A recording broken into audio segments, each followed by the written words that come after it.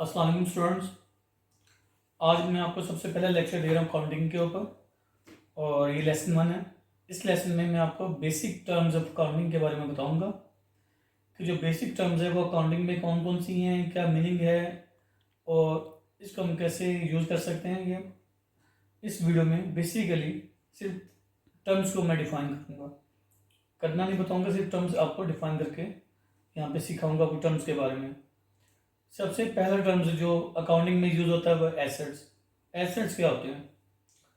Asset जो होते हैं इनको हम कहते हैं कोई भी एक कंपनी का रिसोर्स होता है जिसकी इकोनॉमिक वैल्यू हो, यानी कि ऐसा रिसोर्स जिसकी कोई इकोनॉमिक वैल्यू हो उसको हम कंपनी के टर्म्स में एसेट्स कहते हैं। तो समझ लें अगर कंपनी के पास एसेट्स कौन कौन से हो सकते हैं।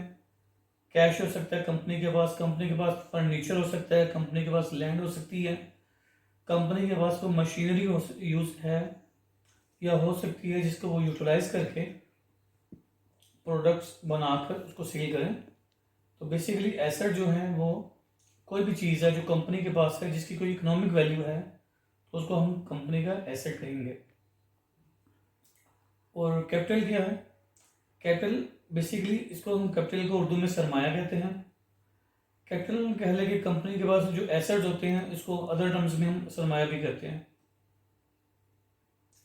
यानी कि जो अगर दो से ज़्यादा बंदे या 3 बंदे या एक बंदा जब कोई कंपनी स्टार्ट करते हैं तो जब वो इन्वेस्टमेंट करते हैं कंपनी के अंदर, बेसिकली कंपनी के लिए वो कैपिटल है। यहाँ पे देखिए मेंशन है आपके सामने, कैपिटल में include funds in deposit accounts on money from financing sources. यानी कि कोई भी सरमाया, कोई भी पैसा जो कंपनी को दिया है उसके इन्वेस्टर्स ने या इसके फाउंडर्स ने या कंपनी ने बैंक से लिया है या कह लें कि कंपनी ने कहीं मार्केट से जनरेट किया अपने शेयर्स को इशू करके, तो कंपनी के लिए वो कैपिटल है।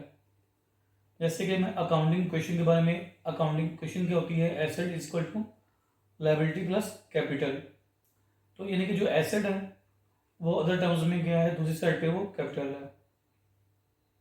लायबिलिटीज, लायबिलिटीज क्या है? लायबिलिटीज को कहते हैं ऑब्लिगेशंस होती है, जिम्मेदारियाँ। वो तमाम ऑब्लिगेशंस जो कंपनी ने किसी की पे करनी है, किसी पर्सन की, उसको हम लायबिलिटीज कहते हैं। लायबिलिटीज कैसे हो सकती हैं? कंपनी ने कहीं से लोन लिया, किसी बैंक से लोन लिया, किसी फाइनेंशियल इंस्टीट्यूशन से लोन लिया, या कंपनी ने किसी से परचेजिंग की है, किसी बंदे से, किसी और कंपनी से, और उसको पेमेंट नहीं की, क्रेडिट पे परचेज की, वो भी कंपनी की लायबिलिटी है। ऐसे एक्सपेंसेस हो गए, एक्सपेंस हो गया वो जैसे बिजली का बिल आ गया लेकिन अभी तक कंपनी ने पे नहीं किया तो कंपनी की लायबिलिटी होगी। एम्प्लॉयज़ है, एम्प्लॉयज़ ने काम किया, उनकी वेजेस हैं, वेजेस एक्सपेंस है लेकिन कंपनी ने जब तक पे नहीं किया तो कंपनी की वो लायबिलिटी होगी। तो बेसिकली ये लायबिलिटीज के बारे में है। इसको हम कह सकते हैं वो जिम्मेदारी, ऑब्लिगेशन जो कंपनी ने पे करनी है। अब डेबिट और क्रेडिट, ये बहुत ज़्यादा यूज़ होती terms, debit and credit. Debit क्या है? डेबिट बेसिकली वो एंट्री होती है जो हम लेफ्ट साइड पे करते हैं किसी अकाउंट में। अकाउंट में जो लेफ्ट साइड पे एंट्री होती है उसको हम डेबिट करते हैं, और जो राइट साइड पे एंट्री होती है उसको हम क्रेडिट करते हैं। हम कहेंगे इसको हमने डेबिट करना है, जैसे ये एंट्री को हमने डेबिट करना है तो मीन्स एंट्री को हमने अकाउंट की लेफ्ट साइड पे राइट करना है। अगर कोई बंदा कहता है कि इस एंट्री को हमने क्रेडिट करना है, इट मीन्स उस एंट्री को हमने अकाउंट की राइट साइड पे लिखना है, इसे हम क्रेडिट कहते हैं। डेबिट का देख लें, the opposite of credit, a debit is an accounting entry made on the left side of an account। और क्रेडिट में देख लें, क्रेडिट और accounting entries that either increase an equity or liability, and credit are made on the right side of an account। expenses, expenses क्या हैं? expenses refer to cost of conducting business, यानी कि business conduct करने में, कम business चलाने में जो अखराजात होते हैं उसको हम एक्सपेंसेस कहते हैं। Companies can deduct some eligible expenses from their taxes. आप ये समझ लें कि आपने कोई चीज़ बनाई है, जैसे मैं ये कह लूँ आपने एक कारपेंटर है, कारपेंटर ने क्या किया, एक कुर्सी बनाई, चेयर बनाई है। चेयर बनाने में उसने पहले लकड़ी को परचेज किया, इसके ऊपर उसने इसको पहले मॉडिफाई किया, इसमें तरह तरह के उसके कील लगाए, और जितने भी एक्सपेंसेस किए चेयर बनाने तक वो सारे अखराजात उसको हम एक्सपेंसेस कहते हैं अकाउंटिंग टर्म्स में। और सेकंड वन जो बहुत ज़्यादा टर्म यूज़ होती है, इन्वेंट्री। इन्वेंट्री क्या चीज़ है? इन्वेंट्री बेसिकली गुड्स की भी हो सकती है और रॉ मटेरियल की भी हो सकती है। इनकी कंपनी ने वो तमाम चीज़ें जो सेल करने के लिए ख़रीदी हैं वो उसकी इन्वेंट्री है। जैसे अगर एक कंपनी है, कंपनी का कारोबार है कि वो इलेक्ट्रॉनिक्स की चीज़ें सेल करती है, अगर वो कंपनी किसी और से इलेक्ट्रॉनिक्स की चीज़ें परचेज करती है और आगे सेल करती है तो वो तमाम इलेक्ट्रॉनिक्स की चीज़ें उसके लिए इन्वेंट्री हैं।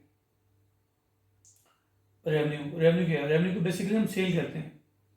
एक बंदा एक सेल कर जो भी चीज़ सेल करता है उसको हम रेवेन्यू कह देते हैं। रेवेन्यू और सेल एक ही चीज़ के दो नाम है। अगर एक बंदे ने एक चीज़ 3 रुपये की ली है और उसको 5 रुपये में सेल कर दी है तो उसका रेवेन्यू कितना हुआ? तो रेवेन्यू उसका 5 हुआ, प्रॉफिट उसका 2 हुआ उसमें से। कुछ लोग अक्सर रेवेन्यू और प्रॉफिट को समझते कि सेम चीज़, ऐसा नहीं है। रेवेन्यू के अंदर प्रॉफिट भी शामिल होता है और कॉस्ट भी शामिल होती है। इनके रेवेन्यू के अंदर 2 चीज़ें, प्रॉफिट प्लस एक्सपेंसेस। एक चीज़ मैंने 10 रुपये की ली और मैंने 15 रुपये की बेच दी तो 15 रुपये बेसिकली रेवेन्यू है, जिसमें 10 रुपये एक्सपेंसेस हैं प्लस 5 रुपये हमारा प्रॉफिट है। और नेक्स्ट वन टर्म है डेटर। डेटर क्या चीज़ है? डेटर अ पर्सन, कंट्री और ऑर्गेनाइजेशन डेट ओज मनी। इनके वो पर्सन जो कर्जा लेता है, वो कंपनी जो कर्जा लेती है उसको हम डेटर कहते हैं। क्रेडिटर अ पर्सन और company to whom money is owing. It means वो बंदा जो कर्जा लेता है या वो कंपनी जो कर्जा देती है उसको क्रेडिटर कहते हैं। जैसे एग्जाम्पल के तौर पर मिस्टर ए एंड बी, अगर ए ने बी को 100 रुपया दिया है तो ए कौन है? ए क्रेडिटर है क्योंकि इसने 100 रुपया दिया है। डेटर कौन है? बी, इसने ए से 100 रुपया लिया है। तो यहाँ पे डेटर और क्रेडिटर में ये सिंपल आप रूल याद रखें, जो कर्जा देता है वो क्रेडिटर है, जो लेता है वो डेटर है। परचेजेस क्या होती है? बेसिकली परचेजेस होती है जो कंपनी ने वो तमाम आइटम्स जिसको लेके उसने आगे सेल करना है। अगर ट्रेडिंग कंपनी है तो ट्रेडिंग कंपनी में प्रोडक्ट्स जैसे कपड़ा, बना बनाया कपड़ा ले लिया, इलेक्ट्रॉनिक्स की चीज़ें ले ली, गाड़ियाँ ले ली और उसको सेल कर दिया, वो उसकी परचेजेस हैं। अगर कंपनी मैन्युफैक्चरिंग है तो वो चीज़ें खुद बनाती है, लेकिन उस बनाने के लिए उसने जो मटेरियल परचेज किया है तो उसकी परचेजेस कहलाता है। अब दो लास्ट चीज़ें मैं डिस्कस करता हूँ कि when we make debit entry. कोई चीज़ को जब हम डेबिट एंट्री कब करते हैं, किसी चीज़ को डेबिट साइड पे कब लिखते हैं? इंक्रीज इन एसेट या इंक्रीज इन एक्सपेंस। जब भी कोई हम एसेट परचेज करते हैं, जैसे हमने मशीनरी परचेज की, कंपनी ने फर्नीचर परचेज किया, तो उसकी एंट्री हमेशा डेबिट साइड पे आएगी। और इसके अलावा कोई भी एक्सपेंस होता है, एक्सपेंस को अगर हमने रिकॉर्ड करना है तो उसकी एंट्री जो होती है वो डेबिट साइड पे आती है।